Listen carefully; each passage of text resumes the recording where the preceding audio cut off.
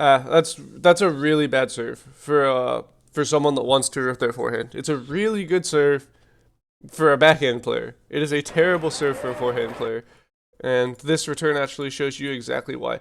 Where your feet are positioned right now, what you're doing is basically turning it into a backhand table where basically all of this is now your backhand and this is your forehand, which you definitely don't want.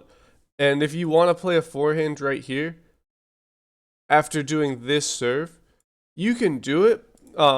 Dmitry Ovtcharov does this all the time. Like he'll serve from here, and then the ball will get pushed right here, and he'll be able to loop his forehand. But he can do that because he has some of the best footwork on the planet. And you're just making this way more difficult for yourself than it needs to be. So I just want you to watch how far realistically you have to move just to play a forehand on this ball. If you wanted to play a forehand on this ball, you'd have to move so far to your left. And you could easily loop this with your backhand, but if you don't want to be a backhand player, and your bread and butter is going to be third ball forehand loop, then you have to either do this serve more from the backhand side, really practice your footwork, or just not do it as often. It's not the best serve for this specific situation. So I don't want viewers to misconstrue that as me saying it's a bad serve. It's a good serve, just not for this situation.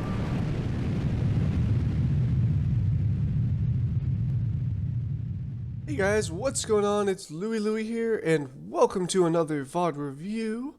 Today we are going to be looking at Justin Chen every time in Discord and taking a look at one of his matches.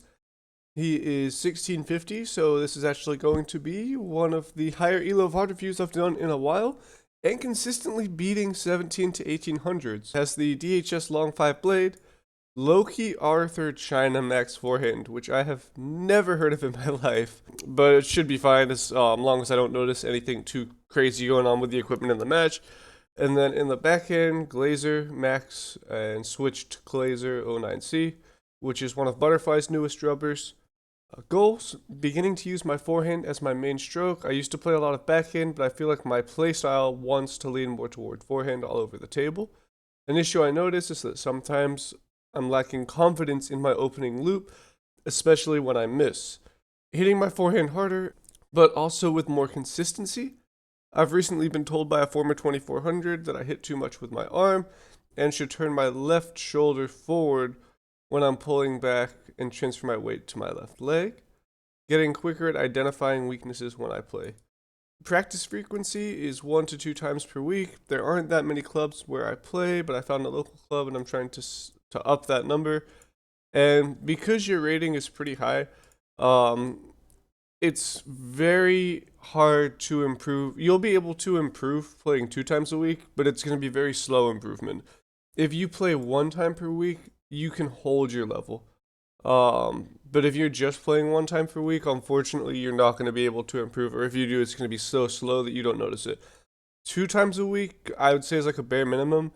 If you can do just 3 times a week, that is going to make a huge difference to the rate that you improve. But trying to do footwork drills / shadow practice in my free time, that's good. To work on moving around my forehand. Additional context, I've never had any formal coaching until the past few months, so I lack a lot of strategy and match experience. In this match, my opponent is 1900. I felt like I was coming back when I won game 3 down 2-0, but he started serving more topspin game 4, which I wasn't reading. Mechanically, I felt stronger when we rallied, but I feel like there are times I was too close to the table and wasn't ready for the ball. So let's go ahead and take a look. I didn't go to the YOLO teams last year, but I'm glad to see that even on these tables they've got blue mats. Back when I played it, unless you were in Group A or Group B, you'd have to play on concrete, so everyone would have these, people would, maybe they still have concrete on some of the lower tables, but people would have like wet washcloths. I'm not even joking, wet washcloths right here, because the concrete was so slippery. And every 2 points, you'd go and you just step on the cloth here, and then you'd like try to keep your shoes as wet as possible for the whole point, and then come back, and it was just horrible. Um, but it looks like these are not Group A tables, and they've got the floor mats finally, which is nice. Forehand technique looks good. Backhand technique needs a little bit of work. You need a little bit more elbow rotation, a little bit. Your wrist and your elbow should be acting as one unit. It's not bad though. I don't think it's something that's going to be much of a detriment right now.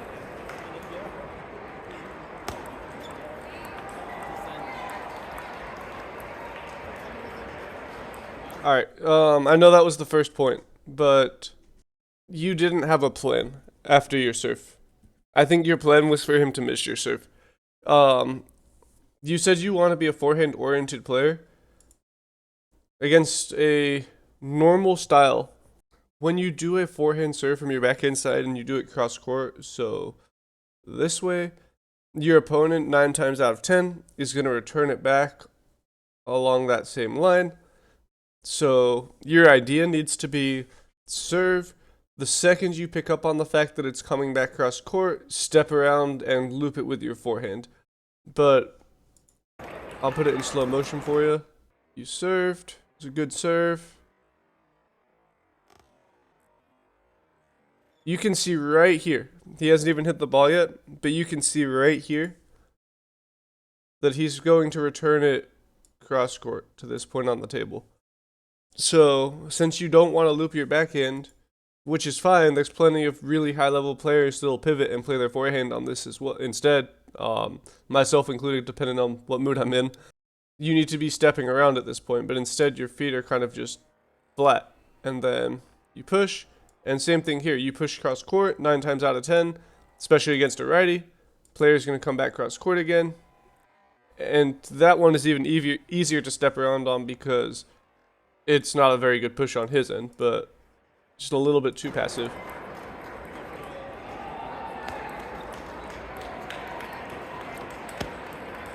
That's good. That's a really, really good miss. I'm never going to complain about that.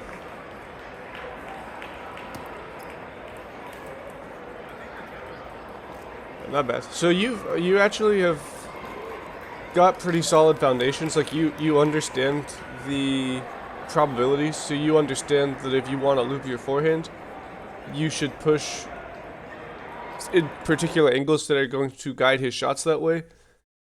But you're kind of forgetting about the fact that you can still play your forehand from here if you expect the ball to be there. So it's almost like you served here the first point, he pushed here, and you're like, wait, that's a backhand, and I don't want that. So you switch to playing to this side of the table to get the more predictable forehands, which is fine. I'm not going to nitpick it too much right now. But just keep in mind that if you know where the ball is coming, like you know you're getting predictable returns, there's nothing stopping you from serving here, expecting the return here, and still playing a forehand.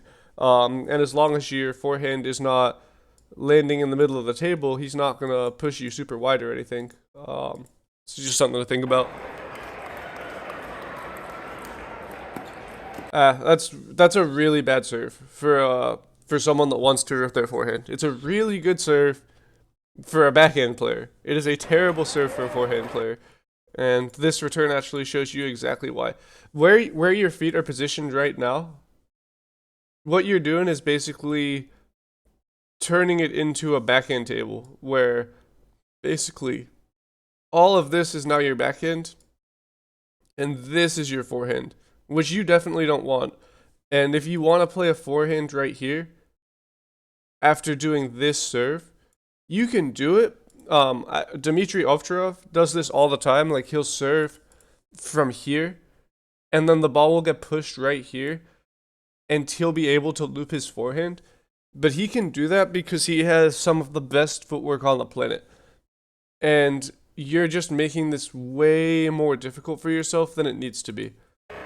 So I just want you to watch how far realistically you have to move just to play a forehand on this ball. If you wanted to play a forehand on this ball, you'd have to move so far to your left. And you could easily loop this with your backhand, but if you don't want to be a backhand player, and your bread and butter is going to be third ball forehand loop, then you have to either do this serve more from the backhand side, really practice your footwork, or just not do it as often. It's not the best serve for this specific situation. So I don't want viewers to misconstrue that as me saying it's a bad serve. It's a good serve, just not for this situation.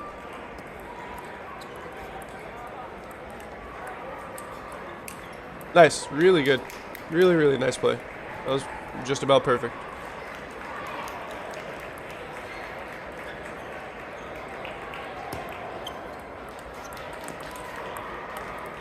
Nice. Yeah, once you're in the rallies, you look really good.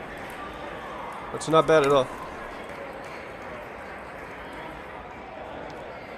So, before you even serve, I'll tell you what I'd be doing here, because his pushes have been really predictable.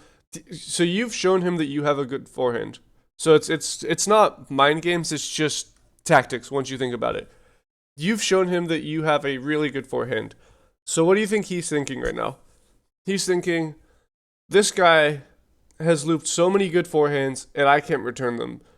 So I'm going to play to his backhand. So this is the perfect time for you to serve long, fast, heavy underspin right here. And he'll be thinking, great, I can push this deep into the backhand, and then he'll push. But you're going to be thinking, no, I'm going to step around and loop my forehand on that. And this would be like the most predictable return you get the whole match. If you have the confidence to serve cross court. Oh, and you do it. And then you push.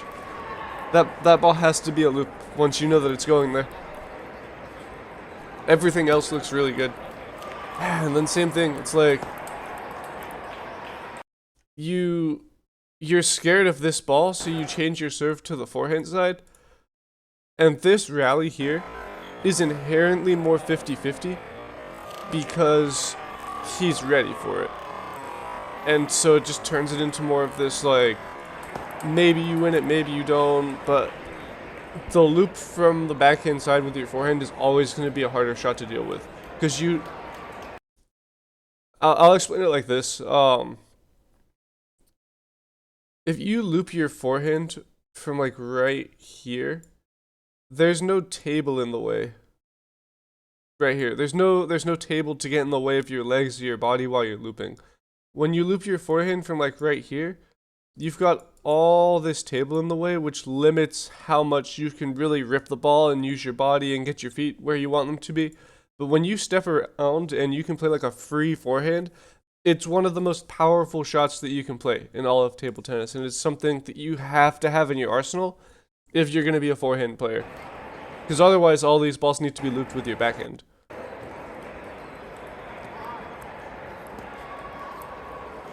Yeah, same. You're not ready for it. You're pushing here, and then the most probable return, which is the ball coming cross court, should be the first thing in your mind, but for some reason you're not thinking about it. And I'm gonna go off on a little bit of a tangent here. I know you said you're a forehand player. Even though you want to be more of a forehand player, that doesn't mean you should completely neglect your backhand, because there's always going to be some situation where you have to play your backhand loop, and you don't want to end up in that situation, and when it happens, be like, well, it was a backhand, can't do anything about that one, guess I'll just move on to the next game. You still want to have that shot in your arsenal. Just when you say you're a forehand player, your bread and butter, the shot you favor, should be your forehand, but that doesn't mean neglect your backhand and never use it at all costs.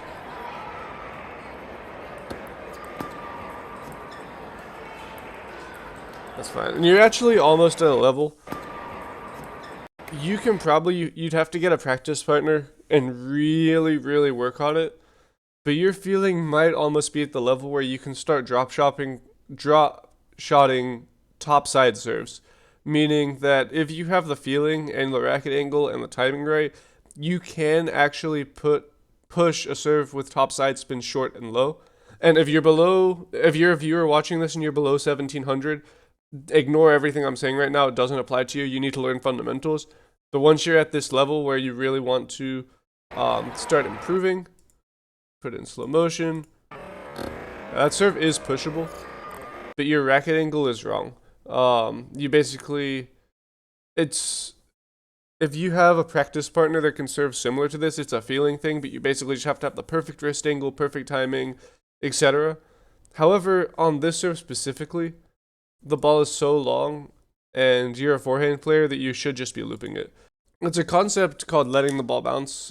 Against almost any player, unless they're quick serving you and really rushing you on the serve and you feel really, really rushed, you should always let the ball bounce and then kind of see where its final point is going to be before you attempt to hit it. And if that means, like at the beginning of the game, completely missing the serve because you want to see where it lands and whether it's short or long, that's totally fine. But you don't want to go into the match assuming that every serve they do is going to be short. You don't want to give them the benefit of the doubt because 99% of players under 2,000, even once you get to like 18, 1900, are still serving long unintentionally. And if you let the ball bounce and you're kind of thinking forehand loop until they force you to push, then you'll kind of pick up on this a lot quicker. And you'll notice you'll be able to just start looping these serves.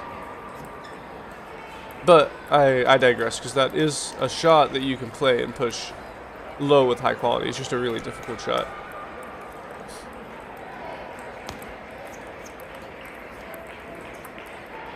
That's fine. That's a good miss. There's no reason to be pushing that. Yeah. It's a mental block.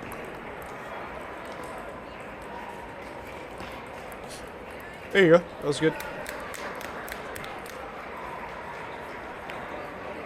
I hope he does the hook serve again, because I'll show you how I would be thinking about it. No!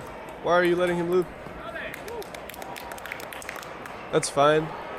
But it's like, you just pushed a long ball to your forehand. Why?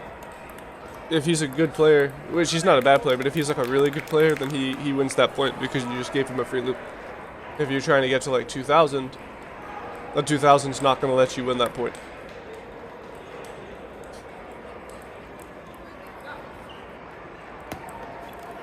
No, it's the same thing. It's... Alright, so the good thing is you're consistently making the same mistake, which means this is going to be a really, really easy fix. And once you fix it, your standard's immediately going to increase by like 200 points, and then we can start working on some other issues. But it's such a big issue right now. I hope he does this hook serve. Not bad. Yeah, you're not ready to loop. You've turned into a pusher. And there's nothing wrong with blocking. I've blocked 2400s off the table before. But there's a time and a place for it, and I would never take the long push to my forehand and say, well, that's the ball that I'm going to push and let him loop. It's situational. And then when I'm blocking, it's aggressive blocks close to the table, ready to counter loop the hell out of the ball when it comes to my forehand. You have to be a little bit more proactive, especially on your serve, where you've probably served here like 7 or 8 times now, and he hasn't played a single ball right here. You're a forehand player. This ball can now be your forehand. It's just, he is scared of your forehand. So he is trying to avoid your forehand by pushing here. And if you have a really good pivot, you have a really good step around, and you can play your forehand here, it's like the ultimate weapon. It would make you just about unbeatable at this level. That's good. That's fine. That's fine. That looks more like nerfs than actually you not knowing how to play that shot. That's fine as well. Both of those are good misses. Don't let that get in your head.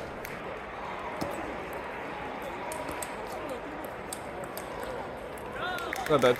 I'd also like to see you loop a little bit more cross-court occasionally.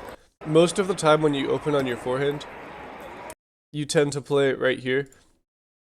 And he's actually expecting it at this point. Like he's just sitting on the backhand block. He hasn't don't give opponents respect until they prove that they deserve that respect. And I don't mean that in the sense of thinking that he's just trash, but in the sense that don't expect them to play shots unless they're actually playing those shots. And I guarantee if you just loop right here, he's going to play a horribly weak block. He's going to go back and lob. He might outright miss. but he's not going to counter loop, and he's just expecting this block, and it's making it way harder for yourself than it needs to be. But yeah, there's no flowchart. It's not like a bunch of if-thens where it's like, if playing right-handed player, loop to the forehand 50% of the time, loop to the backhand 50% of the time, or anything like that. It's just a situational thing that you pick up from pattern recognition, and in this specific match against this specific person, at that specific moment, I noticed that he is sitting on his backhand block, which makes the loop to the forehand really good. But if he was someone sitting on the forehand counter loop, maybe I'd say, hey, good job looping to the backhand. But it's small things that are super important to pick up on. Not that that's a really good miss as well. There's nothing wrong with that. Oh, is it the hook serve? It is. Kind of. Good job picking up that it was long. I'm gonna give you a footwork exercise in your notes that'll help with some of the randomness. I might not need to much more after this game. Let's go to the game you won. You said, what game did you win? You won game 3. Let's look at game 3.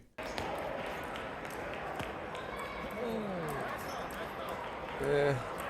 You're still kind of not expecting it for some reason.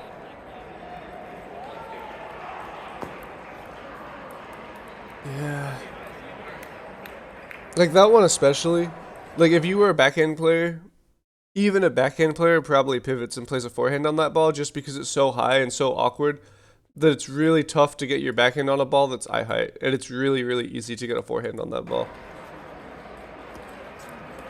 You're doing a much better job of letting the ball bounce and noticing that it's long. It's actually a mistake on his part. So, I mean, and this is the difference between under 2000 and over 2000.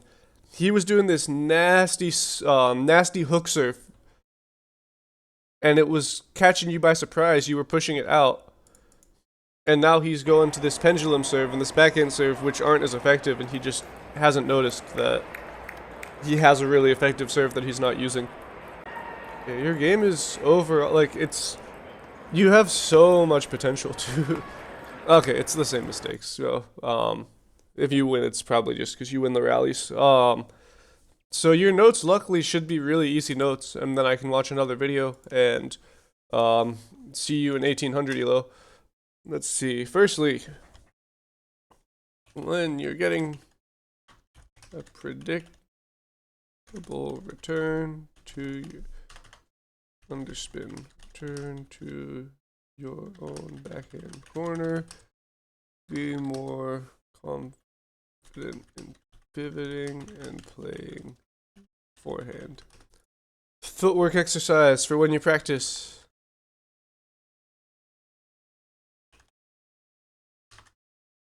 This is one of the most difficult footwork exercises in table tennis, but it will really, really help you improve. One middle, one random. Loop everything. I'll open up Paint for this. Let's draw a table. Close enough. Here's the table. So, first ball always comes to the middle, and you always loop your forehand. Everything that you're hitting, you're playing right here. So ideally you're playing to a right-handed player who can block. If you're playing to a lefty, then you would do everything right here to their backhand. But everything you're doing is right here. First ball comes to the middle. Next ball can come here or here. Either way, you're still looping to this spot, and then it comes back to the middle again. So one middle, one random, one middle, one random, one middle, one random, and so on. And you should be able to get 10 in a row consistently, looping every single rally. And this will help with some of the unforced errors that you were making once you get into the point and your forehand misses. This ball right here, always a forehand. So if it's middle, random, and then it comes back here, you do not want to go forehand, forehand, backhand. That's a mistake a lot of players make. Forehand, always. Also forehand. The only time you should be playing your backhand is when the ball is right here. Yeah, this will really help with your with the unforced errors that you're making in the rallies. Then final note, I'm just gonna say,